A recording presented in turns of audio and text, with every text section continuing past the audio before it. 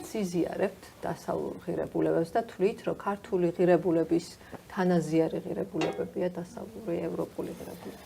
თვითონ საკითხის ეგრე დაყენება მე შტერული მგონია, გეტყვით რატო? თქვა უნდა და პასუხი არ გაქვს. არა, პასუხი მაქვს, უბრალოდ უნდა მომისმინოთ.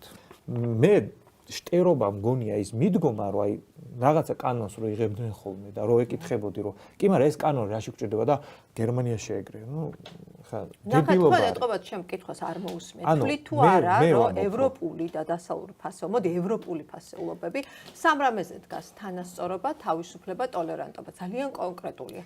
არის თუ არა ეს? მე ვთვლი, რომ საქართველოს ევროპა არის, არასდროს არც გეოგრაფიურად არც გეოგრაფიულად, არც კულტურულად, არც პოლიტიკურად არ ყოფილა მისი ნაწილი. არასდროს ისტორიაში არ ყოფილა ეგეთი მომენტი, როდესაც ფრანგები ან გერმანელები ან ინგლისელები რუკას უყურებდნენ, საქართველოს თიცადებდნენ და უი ესეც რაღაცა ევროპის სივრცის ნაწილია.